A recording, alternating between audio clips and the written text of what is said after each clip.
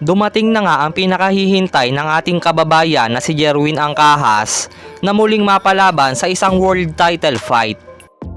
Ayon sa report ng Fight News Asia, ay nakatakdang dumayo sa Japan ang ating kababayan na si Jerwin Angkahas sa darating na November 15, 2023 upang sagupain ang kasalukuyang WBA Bantamweight World Champion na si Takuma Inoue. Ito ang unang pagdidepensa ni Takuma Inoue sa kanyang WBA Bantamweight World Title mula nang mapanalunan niya ito noong April 2023.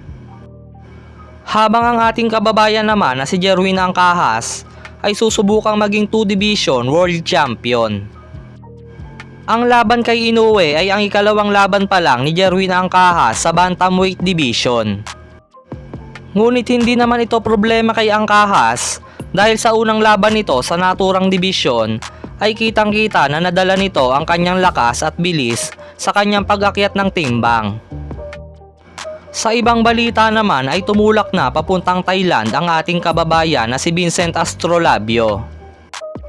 Doon ay sasagupain niya ang Thai boxer na si Nawapon Kaikana para sa WBC Bantamweight Title Eliminator sa darating na August 26, 2023. Nangangahulugan na ang mananalo sa kanilang bakbakan ay maaaring maging mandatory challenger ng kasalukuyang WBC Bantamweight World Champion na si Alexandro Santiago.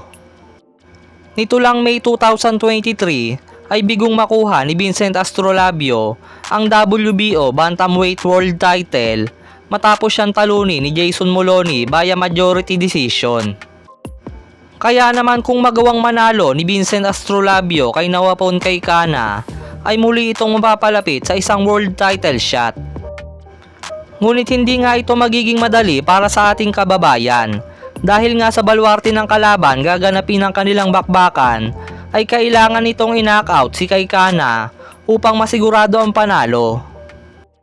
Samantala ay inurong na nga ang petsa ng laban ni Prince Albert Pagara kontra kay Alexi Mazur. Una nang napabalita na magbabakbakan ng dalawa sa darating na August 30, 2023. Ngunit binago na nga ang petsa ng kanilang laban at ito nga ay gaganapin na sa September 12, 2023 doon pa rin sa Kazakhstan, kung saan pag-aagawan nila ang bakanting IBF Asia Lightweight title. Bagamat isang Russian si Alexi Mazur ay sa Kazakhstan naman na ito naninirahan, kaya naman maituturing na may hometown advantage ito. Kaya naman kailangang manakaut ni Pagara ang kalaban para masigurado ang panalo.